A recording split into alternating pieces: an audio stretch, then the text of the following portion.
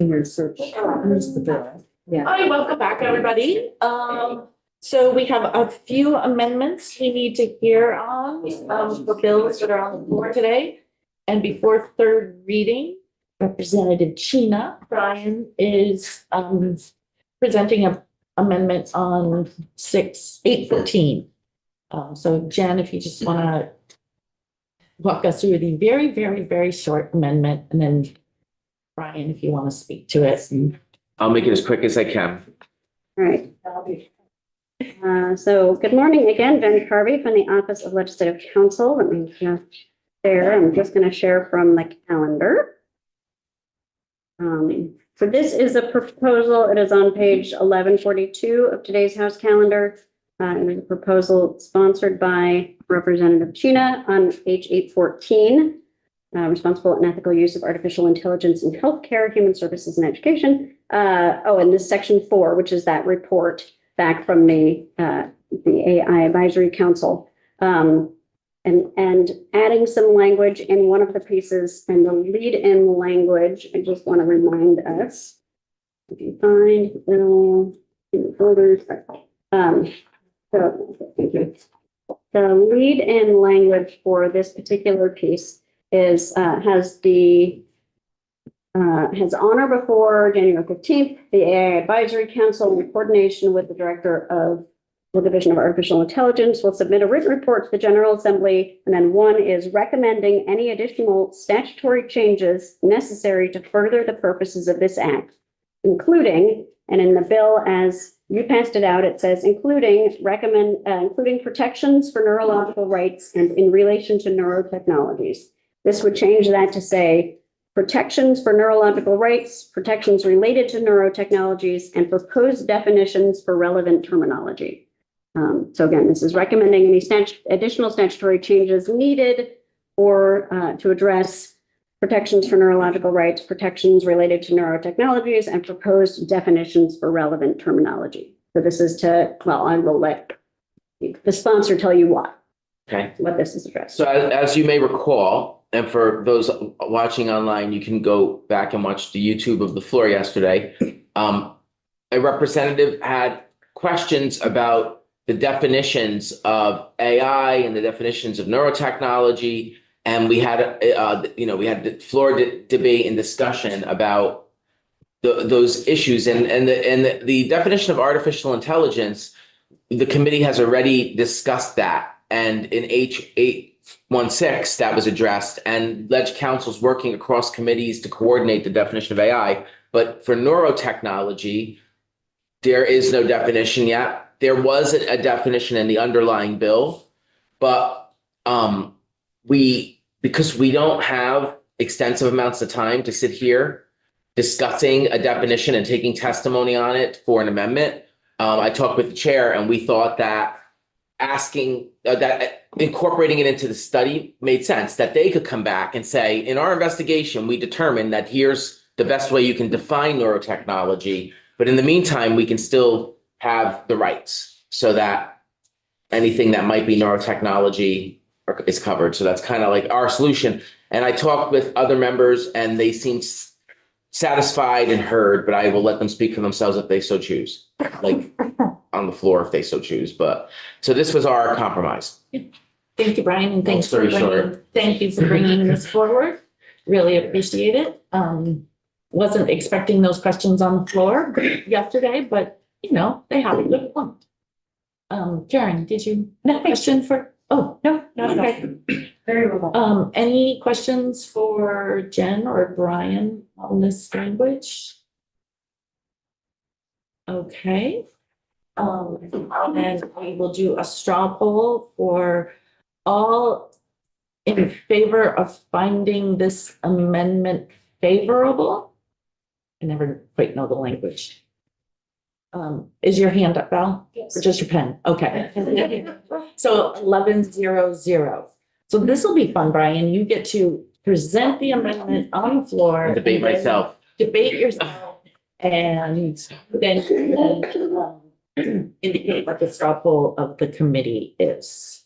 Yes. And usually when if there had been time, I would have asked you all if you wanted to sponsor it, but we wanted to get it in the calendar. So often when a committee does this, it does go quickly.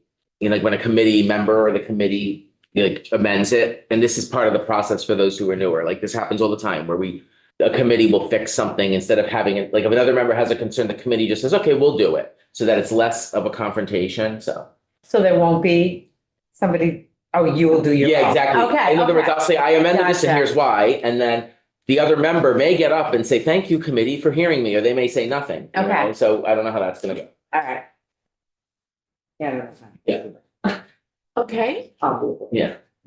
so we have two other amendments and we've invited both the, I'd say authors of the amendments. Sponsors, that's right, you're technically the author.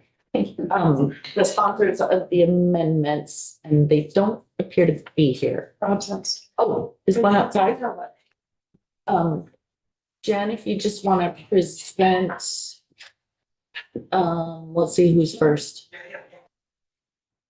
Well, if you just want to show us, Representative, yeah, do you want me to show you both, or do you want to do Representative North specifically because he's here? let's do, why don't you show us both? Okay, great. So we are looking at, again, we're on the House calendar, bottom of page 1178. So after the committee report on H585, this is the insurance bill that you've worked on. The first amendment offered is by Representative Logan, and she is proposing striking out sections 1 and 2 of the bill. So these are the pieces around governance and executive compensation of nonprofit hospital service corporations, the statute language for Blue Cross Blue Shield. So those whole sections around section 1 is really the, is really the governance and executive compensation language in the statute. And then section 2 says nonprofit hospital corporations must update their bylaws to comply with the provisions of the act. So that's a related piece that would come out with the deletion of section 1. The second amendment offered is from Representative North. And again, pretty straightforward. It would strike out section 10, which is the chapter on healthcare sharing plans and reader assistance. In both cases, we're striking that out and just deleting. So in both cases, it's striking language out of the bill. Both sponsors are proposing to take language out of the bill and not replace with anything you just deleted. Anyone with questions about the language for Jen? These are very straightforward amendments. Well, I guess it's more just a clarification of what these amendments do, because they are so simple. Essentially give the body the power to weigh in on the straw poll we did in the committee, but only on certain sections. Like we're saying to the whole body, how do you feel about these two? And then everyone gets to vote. I think Yeah. the result Yeah. is similar, sort of, or, if somebody were to, I don't know, literally you could divide the question this way, but it would be, sort of dividing. Yeah. And then at the end, we just decide how we feel about the bill based on the outcome of these amendments. Exactly. Yeah. So it's a similar process for the whole body that we went through. Okay. That's a way to frame it. Got a straw poll the whole body. I can prepare more amendments if you want to. Do you have a question? All right, thank you. Yeah. So let's start with Representative Logan.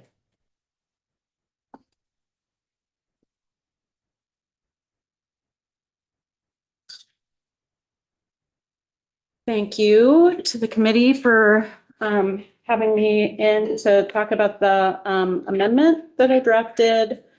I have a few questions for the committee, if that's okay.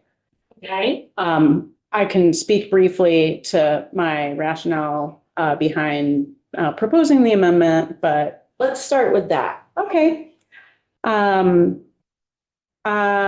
My concern with section 1 and the related section 2 for H545 is that it blurs fiduciary duties for a private nonprofit and produces inherent conflict. And I think that is kind of the intention, actually, of the of that section is to shift the fiduciary duty of the board so that it takes on a public interest rather than just requiring that, rather than putting it in statute that the board of directors must include those things in its fiduciary duty. It appoints, allows the governor to appoint 2 members of the board of directors who would defend that public interest.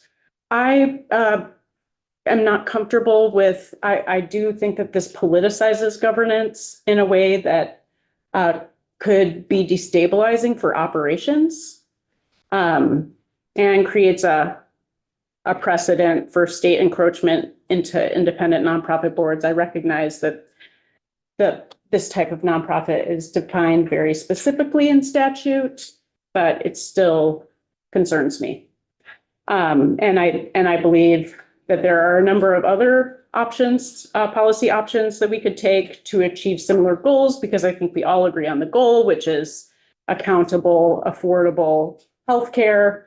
And, so I think other policy mechanisms would be things like, more clearly defining the makeup of the board and asking DFR to enforce, establishing, well, that's a more drastic recommendation, making regulatory requirements for the fiduciary framing of nonprofit health insurance providers to include broader societal requirements, advisory seats on the board, additional reporting requirements, or even expanding Green Mountain Care Board's authority to have them co-regulate with DFR. I think those are all options for us that don't require us to have political appointments on private nonprofit boards. Any questions for Kate? Go ahead, Tucker. Could you define for us what you mean by political appointments? Well, the governor is elected as a politician. And so any appointments he makes are political appointments to a board of directors. And then who is appointed could change based on the governor. And so short-term goals of the governor could influence the way that he, she, or they appoint members to the board of directors. Well, just those people are appointed for X amount of years. Mhm. I mean, just because the governor changes, it's not gonna. Sure. The governor is elected by Vermonters. Yes, So, in a partisan election.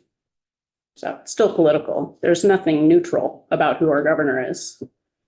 Even if it expresses the public will, but that doesn't express 100% of the public will. So it's inherently political. so if the governor is elected by Vermonters, then the governor's duty is to represent Vermonters. Mhm. And so any appointments he would make specifically to a board, to 2 members whose charge is to represent the healthcare system as a whole in the state of Vermont, then regardless of political or not, those members would be bound by representing Vermonters.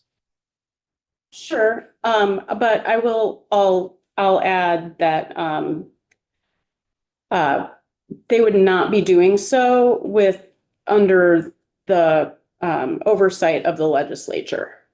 So that's fairly typical. It's typical for the governor to appoint members to certain bodies, quasi-public entities, or public commissions or what have you. But in general, there's a shared oversight with the legislature. Easy, and then I'm fine. I hope it's okay to ask, do you support universal healthcare? I do. In fact, you know, that was the stronger recommendation that I would have is if we want to treat health insurance like a public utility, then we should. So if we want to eventually see universal healthcare in this world, how are we going to do that if we don't eventually begin to trust elected people, elected by the general public, to help us manage our investments in healthcare? I just wouldn't give that authority to the governor directly without legislative oversight. I think we would have a far more rigorous and shared oversight authority on a single payer, publicly funded and publicly operated system. And I don't see this as an incremental step towards that kind of system You either. don't see this potentially being a shift towards that at all? Unless we intend to take over the operations of Blue Cross Blue Shield Vermont. Wait, I hear your question, but are you aware that less than a year ago, we almost had to take over the operations of Blue Cross Blue Shield of Vermont? I am. And the amount of money that Blue Cross Blue Shield asked the state to supply to them so that our entire system of healthcare in the state did not collapse. I am aware, and I think we take a great risk in allowing the private sector to provide health insurance for us. Right. Yeah, just back to the issue of the political dynamics involved with this this policy change.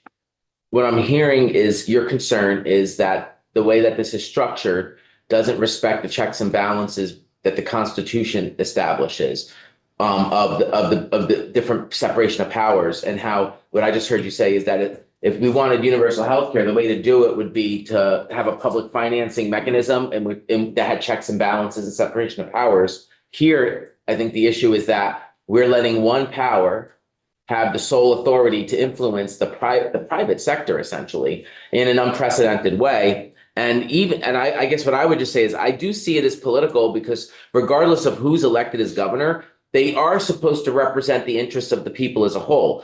But all of us have biases. No one is ever truly neutral. Even judges have biases. Social workers have biases. We get training in how to sort through that when we make our decisions and to own our biases if indeed that's influencing our decision. But to say we're unbiased is often delusional. I don't mean that in an offensive way. So because I'm talking about myself too. So I think regardless of who's governor, they're going to have biases. They're going to have political allegiances. They're going to have donors who they owe something to. And it would be unfortunate if suddenly we have governors' campaigns being funded by interest groups that are like, oh, this governor's going to have a seat on that insurance company's board, or maybe we can get more seats on other boards and influence these private sector people through this position of the governor. So this is not about who is the governor; it's about the position and how the power that position has. And I think, it's not a surprise. I originally didn't want this in the bill, and this is precisely the reason I landed on two, is that it feels like a bit of overreach. But I just wanted to say that piece around the political aspect, because I could see how it doesn't necessarily it isn't necessarily going to be a bad thing, but it might not be a good idea to just let one branch of government have this power on something so sensitive as the healthcare system, like what you said. I guess my question would be, you think it's good enough just to remove this for now, and there's not a replacement, there's not another step we could take to She mentioned some. for this bill? Like, do you feel like this bill is not the vehicle, that there's another way we'd have to do it? I mean, if I had more than a day, I would likely propose an amendment. But I'm not prepared to make a recommendation now. I mean, there are a number of aspects. I didn't bring a printed out copy of the bill with me, but like the section that strikes out the regulations on the composition of the board, for example, like part of the reason why I now, I strongly support removing the section from the bills because I think that would be a bad amendment, just on merits. But yeah, I do think that this is an expansion of the executive to help care regulation that I'm not comfortable with. So that framing is problematic for me just on principle. And I do think that we could do a lot of other things to achieve similar goals. There have been bills, for example, to regulate hospital executive compensation. I share the concern about executive compensation in the healthcare sector, despite all the arguments from the other side. And we could do similar things under the auspices of the DFR, I would imagine. I don't know the limits to what we're able to do. I think we're going to hear from DFR and maybe they can explain the limits. I have Leslie and Topper, and then I think we're going to move to DFR. Thank you. You said you had some questions for us, but one thing I just wanted to say, I don't know if you want to do those first, but initially I was with you. And then the more I heard about the composition of the Blue Cross Board, I got a list of everyone who's on it. And I felt it was really narrow and did not necessarily represent the wider range of Vermonters that I would like to see. There is positions on the board dedicated to Blue Cross of Michigan, and that represents a business model and non-Vermonters. And the other thing I've learned in my time here is everything can be changed and repealed. So I thought it was important to at least start representing Vermonters. And as the commissioner used the word nudge in the direction of moving Blue Cross Board to a more sort of holistic view of Vermont. So I get what you're saying, and I think there's a lot of validity to it, but I think in the short term, I'd like to see more Vermonters being protected. And that was why I sort of shifted from one to the other. Well, and I mean, I think that was one of my questions, which is why don't you make the section on the composition of the board more specific and then ask DFR to enforce that? It does sound to me like based on the current statute that the composition of the board might not really meet statutory requirements, at least for the intention, which certainly intends for 3/4 of the board to be made up of what sounds to me like Vermonters who are subscribers or private citizens. So that to me that was a question. So DFR might be the right group to answer that question, but we could, it seems like we could move that direction through more regulatory measures rather than an expansion of the executive. Topper, and then we're going to move on to I'll DFR. try to make this quick. Following up Leslie just said, I want to read one. In addition to being maintained and operated solely for the benefit of its subscribers, a nonprofit hospital service corporation must ensure that the benefits are balanced. I liked that part. Yeah. That's, Yeah. this is an attempt. I understand. Okay. I just don't agree with Like that. that. Yeah, I agree. And I don't know if you know this or not, but I think it's 5 members. Michigan, Blue Cross Blue Shield are automatically on that. I'm not based on statute that was struck through in section 1 of this legislation, I don't understand how that board composition is in compliance with our state statute. Okay. Thank you. And Yeah. I do want to just say, we took extensive testimony on these particular sections, and we had vigorous, long debate over whether to include them or not. the committee landed where it did. So thank you for, She had questions. I just don't know if you had. I think that maybe we should hear from DFR first, and then if she has questions for DFR or has any other questions for us, then she can. And I just turn my questions into statements. So. Thanks. Thank you, Representative Logan. Commissioner Sampson?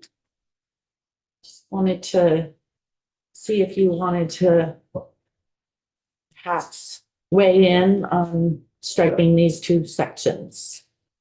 Kai Sampson, Commissioner DFR. We continue to support the language that we put forward.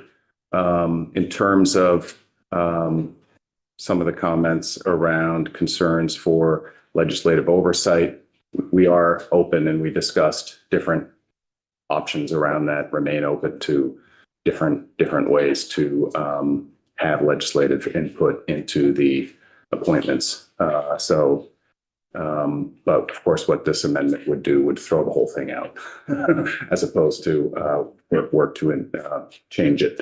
To be clear, we are open to following the Green Mountain Care Board's appointment process, which is lengthy, well thought out in statute already.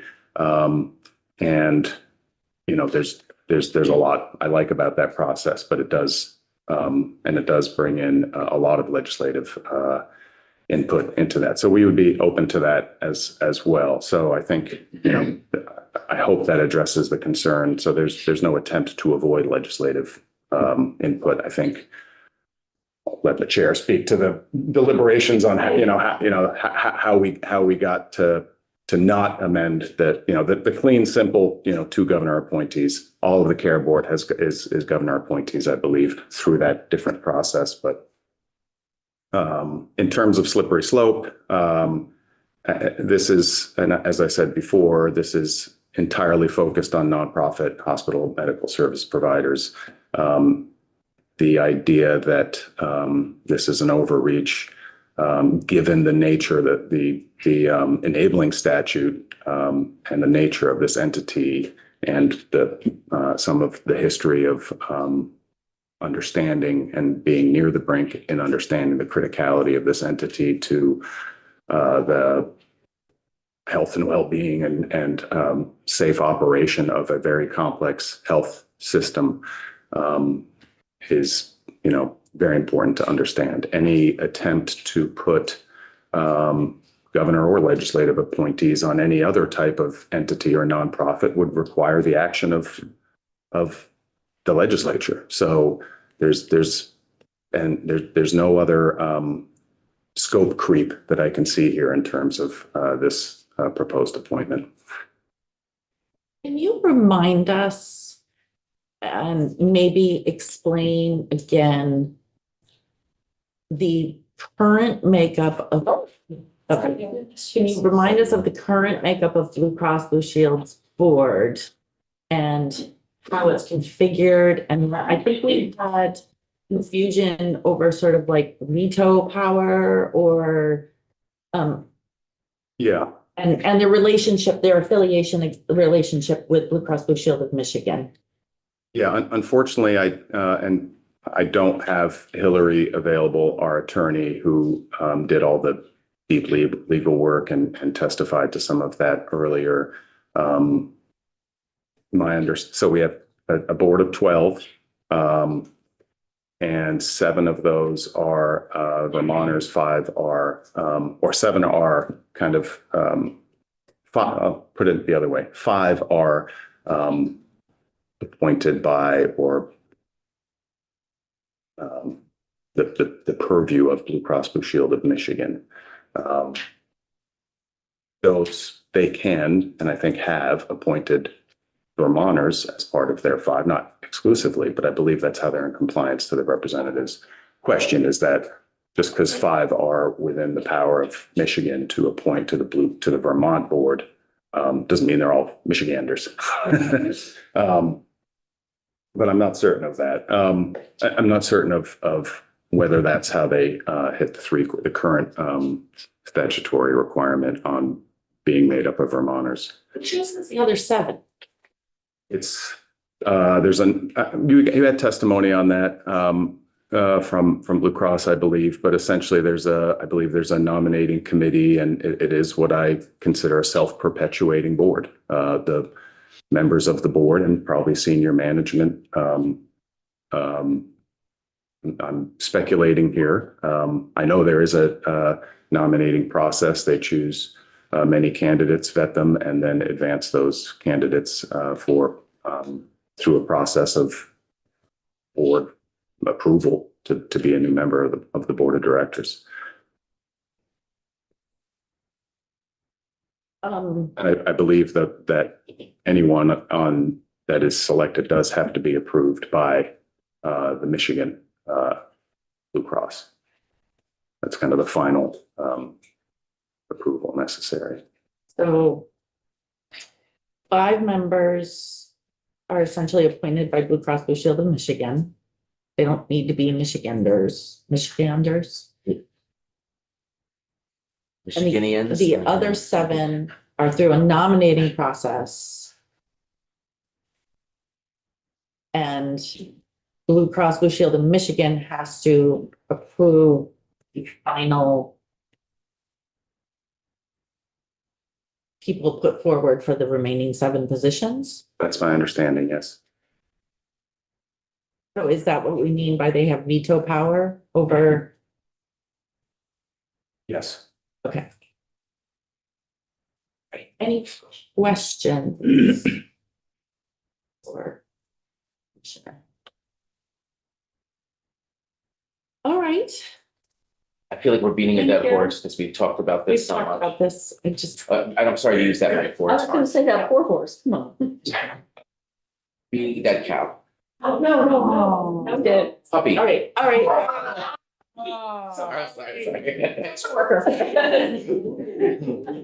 Wow. APRN. Insurance company, no. Unless there's any other questions, I'm going to ask, let's do a straw poll on whether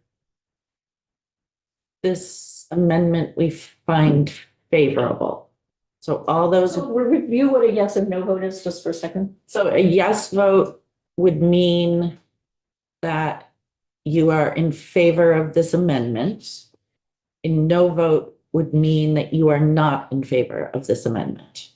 So all those in favor of this amendment. 3, all those opposed to this amendment.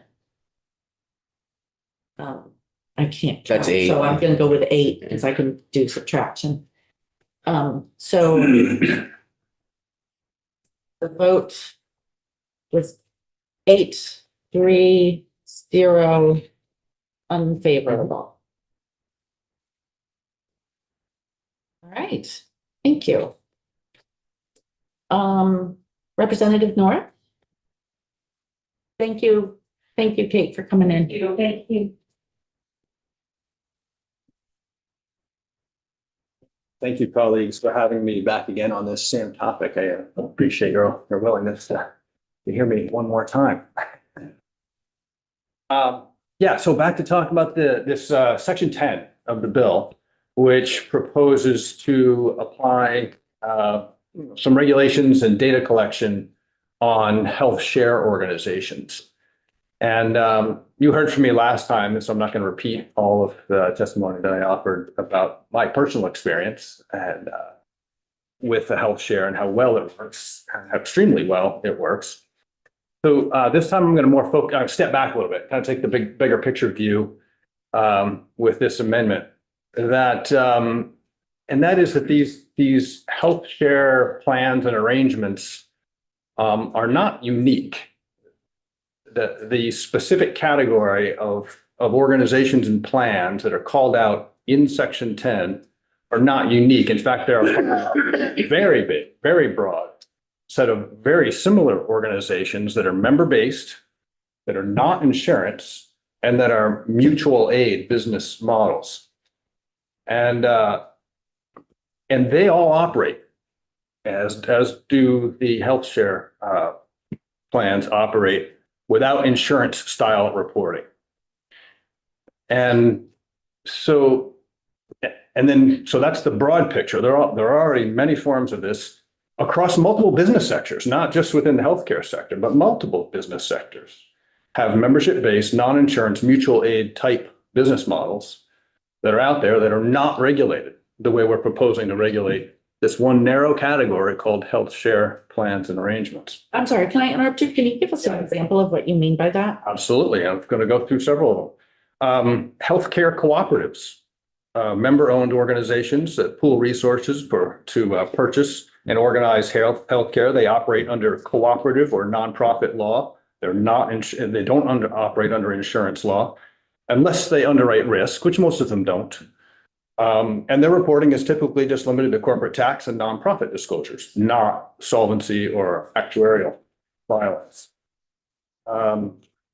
There are organizations, again, within that specifically within the healthcare arrangement or sector. There are direct primary care, DPC practices.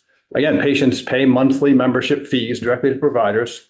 There's explicitly defined in many statutes in many states that these are not insurance. And maybe that's ultimately a path that this group might want to consider in this type of legislation, is just simply declare all of these kinds of membership-based non-insurance support organizations are not insurance. Just make that clear. And maybe that would satisfy what you all are looking for.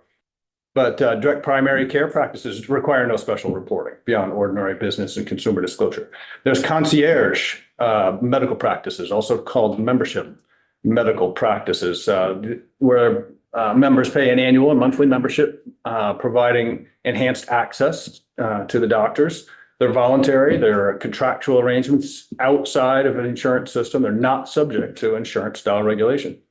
There's also self-funded employer health plans, where the employers pay the claims directly rather than buying insurance. They involve large-scale risk pooling, and they're largely exempt from state insurance regulation under federal law.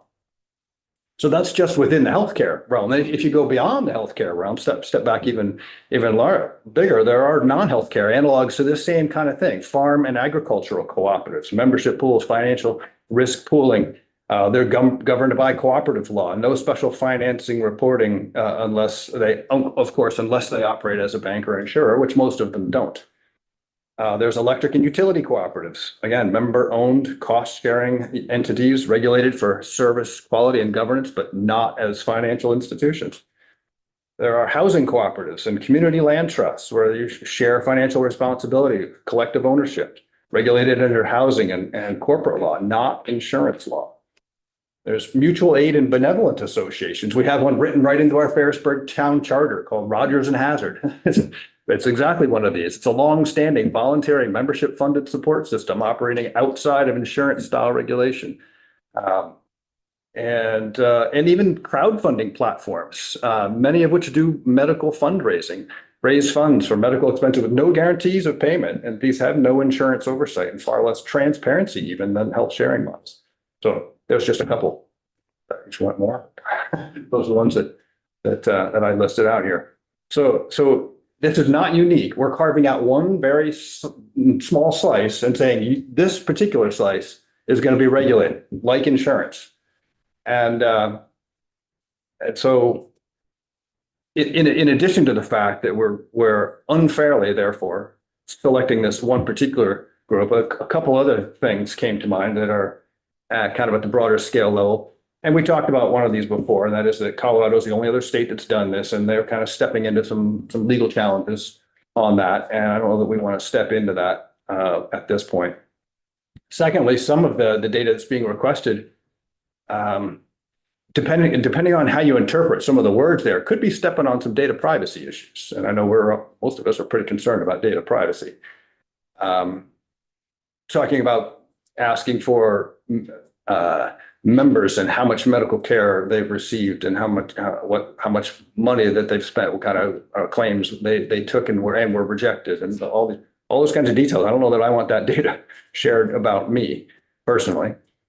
So in conclusion, I'm proposing we delete section 10 really for regulatory consistency. Vermont has never required insurance style reporting for voluntary member organizations, for cooperative risk sharing models, for non-guaranteed aid arrangements, of which there are many.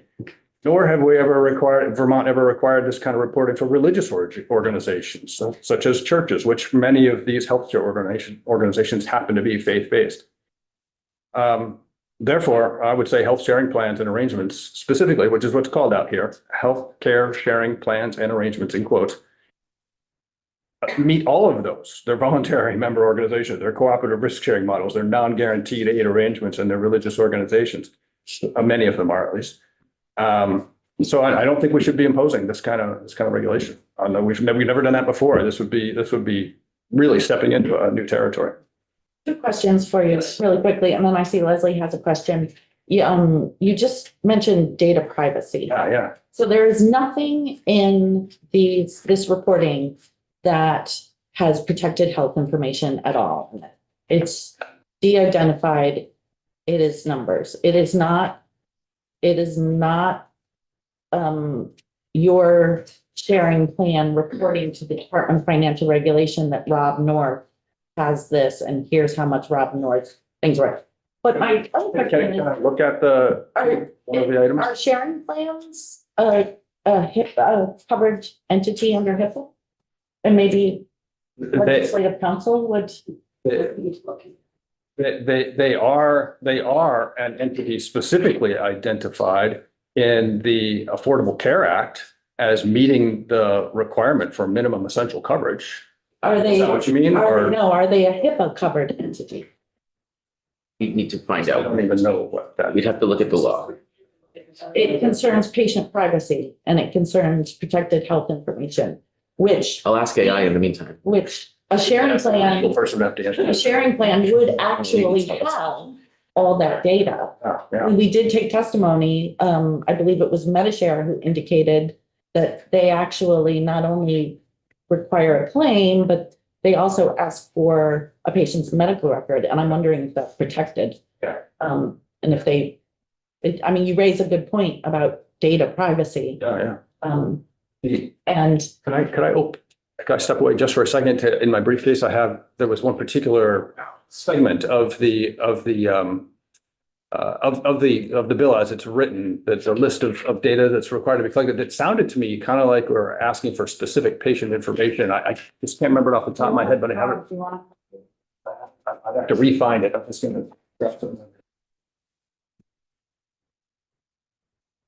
Know the definition of person? This is from the calendar where the bill is printed.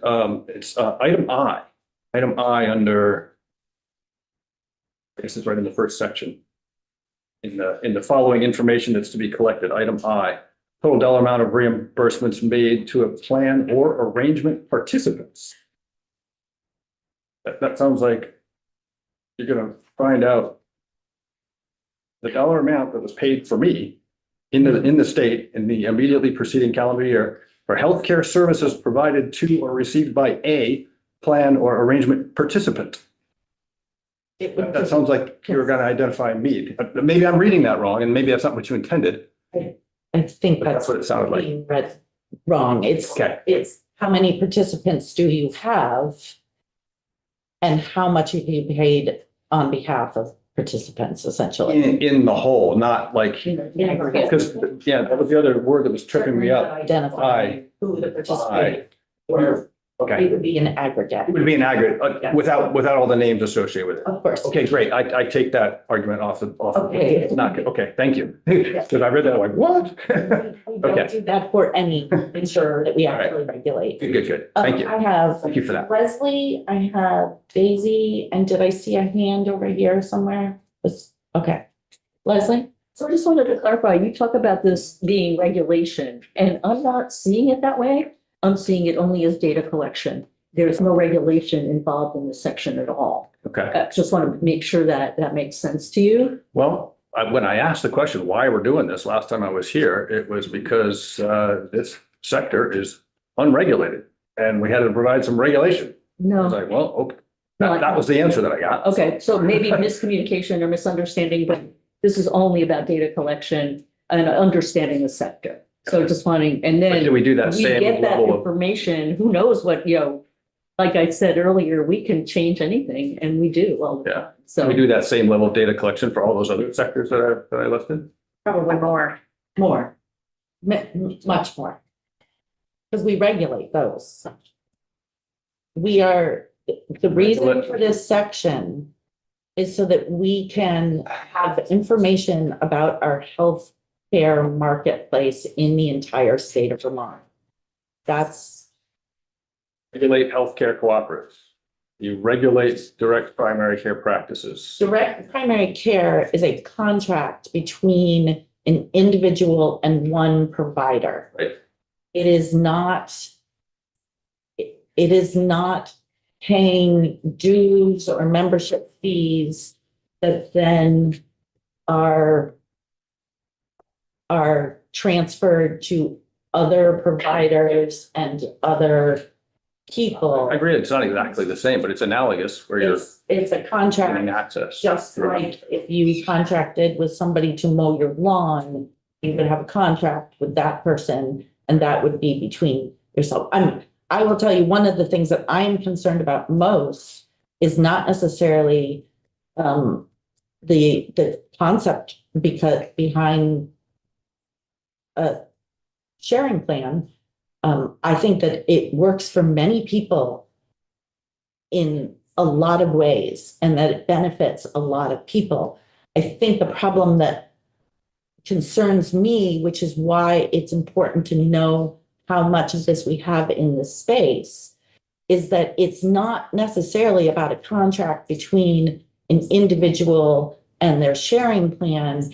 It then adds into it a layer of our providers in our state having to become a party and a negotiator with this private contract between an individual and their sharing plan.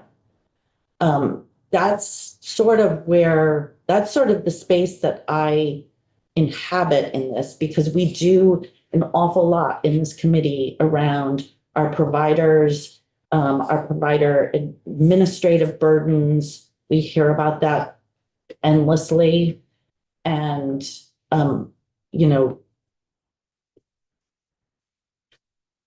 just concerns around how it brings another party, an unwilling or non-contractual participant, into financial transaction between two parties. Okay, go ahead. So you're no longer concerned about data privacy, is that correct? Correct. Yeah, I think you clarified that for me. Thank you Okay. very much. But you weren't aware of what HIPAA is? No, I am aware of what HIPAA is. I just don't know of all the specifics of HIPAA related to the health plan I participate in. And I would imagine that they are. Watch the testimony when the folks representing these share plans were in our committee. I did not watch the whole thing. I mean, I was here for quite a bit of it, but I didn't watch the whole thing. Because there were several points made, excellent points made by those individuals about how Vermont residents can really vet the plans. I mean, there's information out there, like we can check that they've filed their own LLC, that they're accredited. There was a long list that the gentleman sitting here gave us on how people can be sure to check that they are actually joining a share plan that is legit, because there is, I mean, a simple Google search will show you the broad fraud that Vermonters are at risk of if they don't know to check whether something is accredited, filed with our Secretary of State's office, and legitimate. And I don't understand if that data is out there and we understand there is a demonstrated risk to our constituents. There is a demonstrated risk because of tremendous cases of fraud with these plans, maybe not in Vermont, but they are certainly at risk. We can't ignore the risk. If there are ways to demonstrate that the risk is reduced, and we can do that for our constituents, why wouldn't we? If it adds significant cost to the participants, then I'm not 100% sure that. And we don't know of any particular fraud occurring here. It seems like we're shooting in the wind. Should we wait for a case of fraud? I think we already have the ability to battle fraud through any number of already existing statutes that prevent or that make fraud illegal. I mean, you're not allowed to falsely advertise something. And I think that's primarily the thing you're concerned about is falsely advertising that they're insurance when they're not. At least that's what I heard last time I was in here. And you can already sue for that. You can already sue somebody for false advertising if they're claiming their insurance and they're not. No, that would be through the Office of Consumer Protection, and this is not an act of, what is it, consumer fraud, because it's not an act of, because of where these folks sit, it's not an act of, what do you say? They don't fall under that statute, and I don't know where else they fall that. So if we're just doing that data- We would fall into protection for participating with them. If we're just doing data collection, then how would we're not adding any new laws that somebody could sue them under? No, my question is just if we have the capacity to check whether these entities are accredited, if they are filed as an LLC and they're legit, why would we not do that to protect our constituents? Why would we not do that to protect our constituents? I'm still not clear as to how data collection protects our constituents. We already have the legal protections that we need. They're already available to us. I feel like we're talking about apples and oranges. We're talking about two different things here. Can I ask you a question based on an answer Yeah. that you gave? You mentioned administrative cost and the high administrative cost. Colorado has been doing this for 4 years now, and most of these sharing ministries have been compliant. How much has it cost them in aggregate each year? I don't know. It's a good question. Good question. Yeah, it's a good question. Yeah, so really the bottom line is then how many other organizations are we going to start doing this with that are volunteer membership organization, cooperative risk sharing and non-guaranteed arrangements and religious organizations? Who else are we going to start? You know, who's next on the list to start dredging them for data? I'm sorry, I interrupted you. Did you have more questions? No, I'm done. Any other questions? Yeah. Yes, go ahead. I think that what bothers us about this is just to have it on file. So if somebody did go on a website and wanted to look at one of these plans, Mhm. there's no information. And it would just be nice to say, oh, look, it is legitimate. They're not going to get any other information than it's an entity that serves Vermonters. I don't think there's anything wrong with that. And I also have to say, one of the things I looked at the websites, one of the things that really bothered me is the whole bronze, silver, gold plans, which is very misleading, I think. It looks like an insurance plan to me. And so I just think if it was on, I don't think you're asking for anything more than a Vermonter looking at one of these plans could just go onto the website and say, it's legit. I don't think that's a lot to ask. Other entities, of course we should do it for them too, I think, but and like the concierge, I know they're very regulated. I don't have one, which I did, but. I would encourage anybody, if they had questions, to go. Have you seen Colorado's yearly reports on healthcare sharing plans and arrangements? I have not. It's a fantastic report. Look forward to seeing Vermont's. And they, to your question, they do point out, because part of this is advertising. And, you know, when you're using terms like gold, silver, bronze, when you're talking about things like open enrollment, these are when you talk about things like deductibles and cost shares. this is language that is used in regulated health insurance and can oftentimes be confusing to people. So thank you for coming in. Thank you for your amendment. Thank you for the discussion. We're going to have DFR come up. Do you want to ask Representative North a question or? No, just the committee. Okay, let's have DFR come up. Thank you. Yes, thank you. Thank you very much.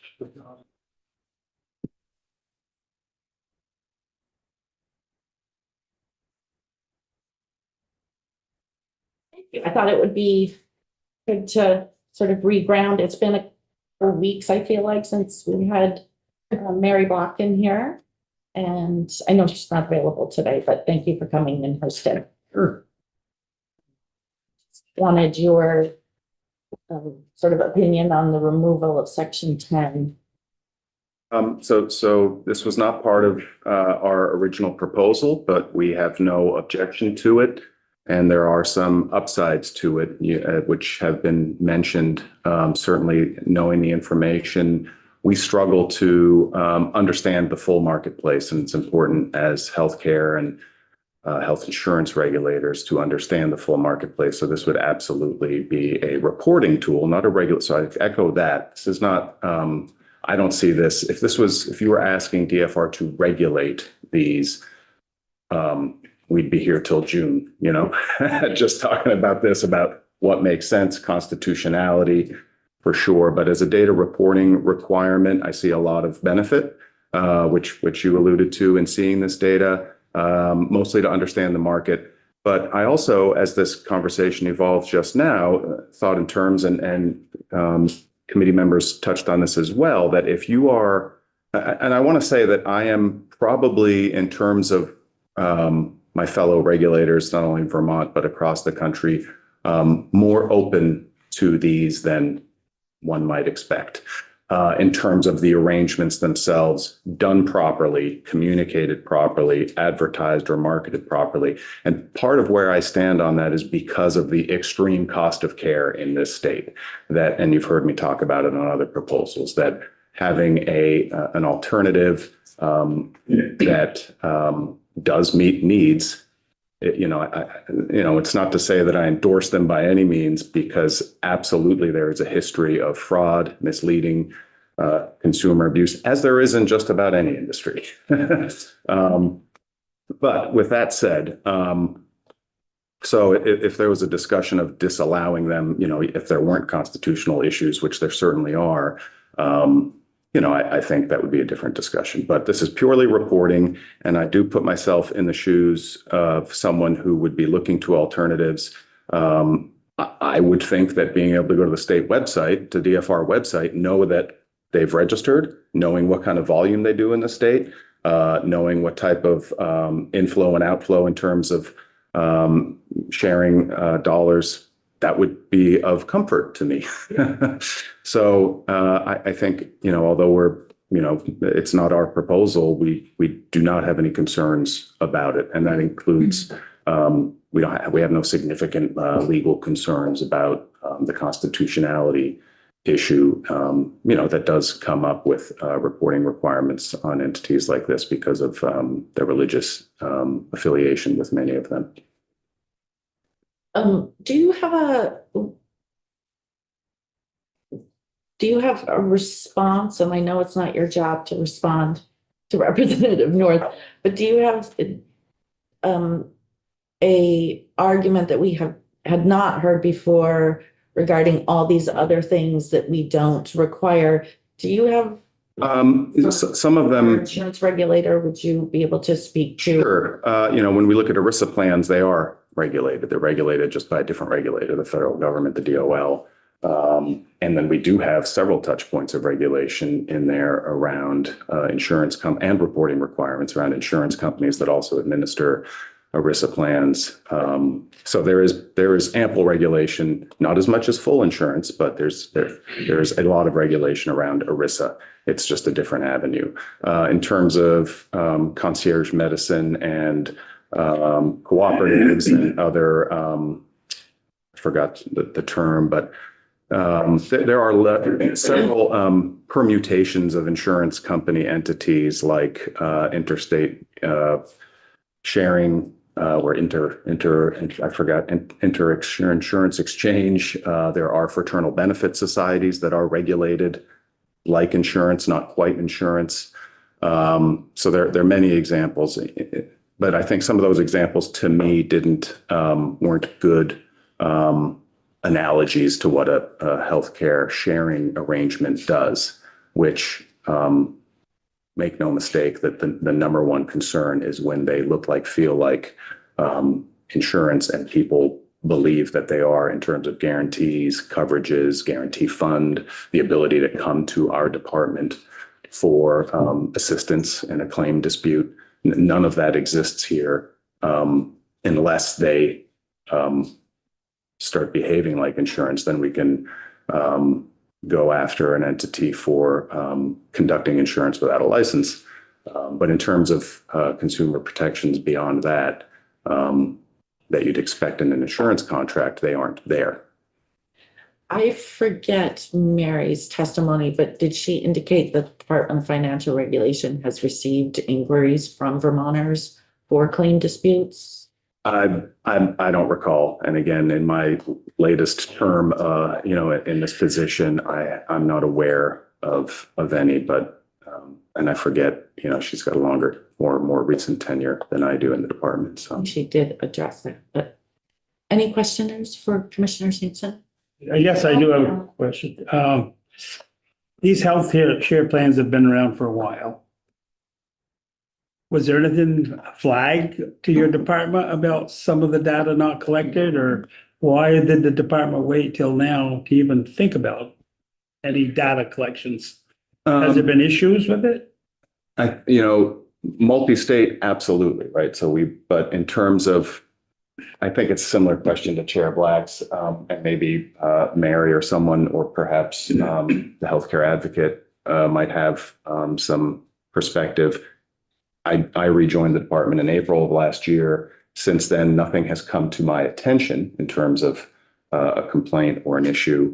But keep in mind that they might also go to the AGs, but we don't have jurisdiction is the issue. So to look at DFR as a measure of whether there are problems in this industry when we explicitly can't regulate them or can't or don't, might not be the best metric of whether there are issues. Again, unless they're crossing that line and the complaint is around unlicensed insurance activity. Do you have a question? You keep saying that we're not regulating them, but yet you keep using the word. How am I using the words? You keep using the word regulation. I'm a regulator. And I'm talking about ERISA plans. I'm talking about fraternal benefit societies, insurance, and So eventually it is going to be regulation. not unless this body acts to give us the authority to regulate them. I think there's certainly some semantics there. This is a reporting requirement. The only regulatory power within this, one can argue over the strict definition of what's regulation, but if they don't report, and we know they should report, I believe there's a fine involved. But in terms of could this go further, that's up to the legislature. Go ahead. As questions for anybody really. So we don't really know what's out there. We don't know how many of these share plans. So how do we get them to report when we don't know? I mean, are we going after the ones who have not done anything incorrectly, or are we just, how are we going to go about that? Like, was this 102? Was it originally 102? And it was added to 5A. So was this brought up last year? I believe, yes, it was. And where did it go? I think at that time, we didn't opt to take it up last year. Why? Sure. We had 500 other bills. I'm just saying, it seems pretty important. Right? And I would just say, so do a lot of the bills on the wall, like sometimes we just run out of time. I mean, I can answer why we didn't bring it up. That, you know, when you get into, this is a reporting requirement. We haven't advanced it, maybe similar to, yeah, there are important things, but there are a lot of important things. And in terms of prioritization, when we have a insured, regulated market cost care crisis, our eyes are on different priorities. In terms of thinking through and advancing something that, you know, has been controversial in some areas because of, you know, a lot of the testimony you hear from, you know, members or the sharing plans themselves. In terms of the question of, it's a good question, like, how do I know what I don't know? If I get a report with 15. I just don't know how. Yeah.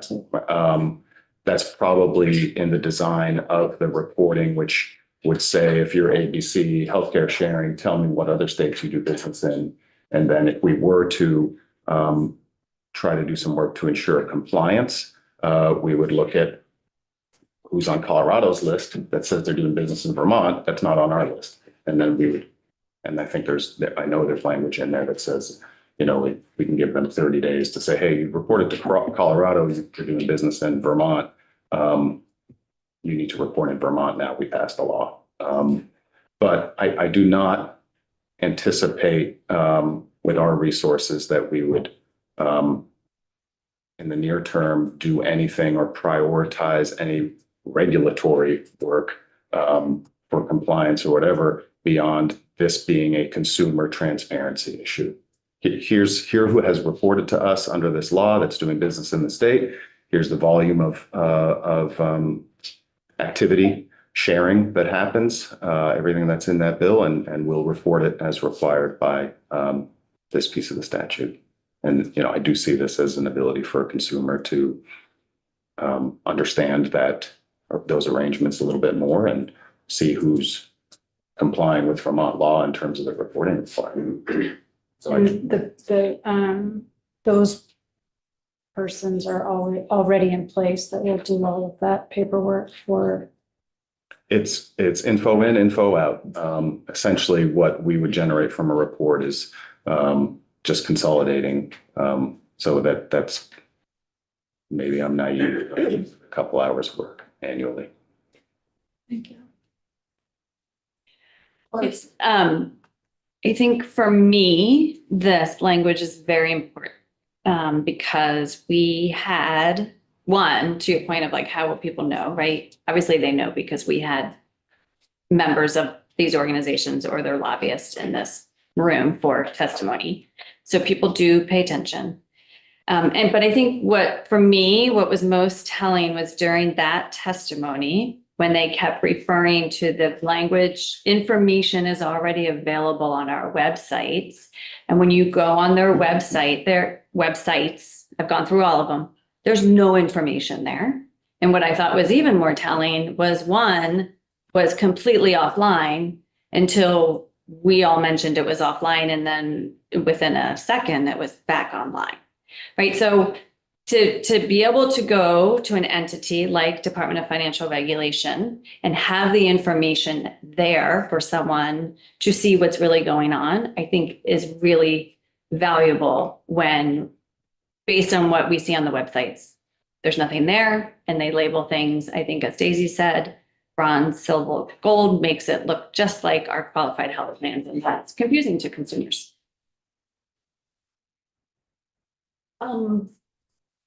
Any other questions for Commissioner Sampson? Thank you. Thanks so much for coming in short notice. I do want to say that we're going to straw poll this, but I also asked the Office of the Attorney General to comment on this, and I believe they're going to send some written testimony. Unfortunately, there was a big meeting where almost everybody from the AG's office was in that meeting, and they weren't able to get here in the time constraint that we have. But look for written testimony on from that, and we'll have that posted as well. Our healthcare advocate actually wanted to, and we kind of had you on the schedule on this and ran out of time, and then, so, yeah, I wanted to give you a. Thank you. I can be very brief, given the time. Mike Fisher, healthcare advocate. Yes, I was on the schedule to talk about this a while ago, and it just didn't work out, which is totally fine. I think there's two things very narrow things I want to address. One of them is just to recognize that healthcare sharing ministries are written into the Affordable Care Act with regard to the individual mandate. That's the place where it was written in. And so just to recognize that there was a time in state policy where we entertained a state individual mandate and got wrapped up in healthcare sharing ministries at that time. But that's the place where it is recognized. We support this section. We're opposed to this amendment. So I did spend a little time looking at cases that have come through the Healthcare Advocate's Office. And I always need to mention, of the universe of people who have problems, who may have had problems with this, how many of them knew to call the Healthcare Advocate's Office? I have no idea. We represent a canary in the coal mine, like we don't represent any data about the occurrence. But yes, we have had a few cases over the years, a handful of cases over the years, and we have had cases where people said, I thought I bought insurance, and it turns out it doesn't meet my needs. And interestingly, we have had cases where people were aggrieved, were frustrated that when they discovered that their health sharing mechanism didn't met their needs, that they didn't get a special enrollment period, so they were then not able to buy real insurance. So those are the two types of dynamics that I've seen in our data. So wanted to. So it wasn't fraud. It was like a miscommunication that they had perceived that they were getting something that they weren't. It wasn't that like they gave money somewhere and then that whatever ran away with their money. It wasn't anything like that. It was just they were confused. They thought they were buying something that would meet their needs, and it turned out that it didn't. Did they buy something or did they sign up for something? I think they participated in this thing. Yeah. Thank you. People are often confused about health insurance and related things. It's a very confusing world, and yeah. Trying to find my chart, my menu. Health insurance is complicated. Go ahead, Brian. Yeah, I mean, I'm hearing you say that there's been people who purchased or who participated, that's the word, in health sharing plans, and it didn't deliver the results they expected. Would you say that that's also the case for people who purchase health insurance plans? For sure. Okay. For sure. I think I go a little bit to Representative Rebecca's, or other people have said it. I think that there are times when these entities have report themselves with language that sounds like insurance. The metal levels is the main example that I've heard discussed. But for sure, if you don't need care, all you care about is how big the premium or contribution is. That's all you care about. And then when you need care, you start to worry about all of the components of what you think you purchased or participating in. And yes, for sure, people are aggrieved all the time in that. Because I know like it's just, I'm trying to think of a similar example in private insurance. They tell you that you get these benefits, like I'm trying to think of an example, like gym membership or like reimbursement for going to the gym. And so then I contacted the insurance company and they're like, well, you don't, it's not your plan. And I'm like, then why did it say it on the thing? But then I looked and there was like this little one. And then at the bottom of the page, there was this like little one that said excluding bronze, this, that, and the other. So it sounds like the concern that issue in private in the insurance plans, that's happening, but at least it's regulated. And that in the health sharing plans, it's happening, but there's no oversight of that. There's no way to hold people accountable. Thank you. That was exactly what I was going to say in response. And to remind us, this is Just Just what? reporting. Okay. Thank you. Thank you. I'm going to ask for a straw poll on, for a yes will mean that you find the amendment favorable. And that you would like to see the amendment, and a no would mean that you find it unfavorable. So I'm gonna ask for a show of. Say that. So a yes means that you are approving of the amendment. Repeal of this section. To repeal this section. A no means that you do not approve the amendment and you keep the section as is. All those in favor of the amendment, please raise your hand. 1, 2, 3. And all those opposed to the amendment. 8 again, so 8-0. All right, thank you, and thank you, Representative North. Thank you so much for having me. What was the vote on that bill? The vote on that bill was, 8-0. 8-3-0. Yes. It could be much more effective in its own.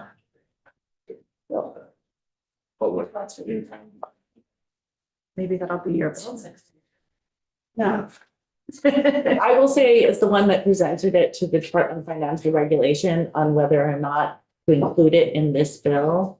The thought was because this bill was sort of an omnibus insurance Department of Financial Regulation bill that dealt with lots of things. And, you know, we had conversations around association health plans and, you know, in Blue Cross Blue Shield's governance, and that it fit nicely into that because, you know, we're kind of dealing with multiple issues through this bill that target various things in our regulated and non-regulated insurance marketplace. So that's why it fits nicely in. yeah, no, I understand where the connection came from.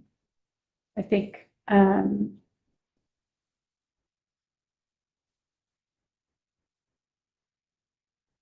know, I'll leave it. Okay. Thank you, everybody. We will see you on the floor at 1 o'clock. We have, let's see, we have third reading plus the amendment on 8-14. We have third reading on 8-16. And then we have 585 second reading, and then these amendments additionally on 585. So see y'all out there. Lots of healthcare today. Lots of healthcare today. Thanks.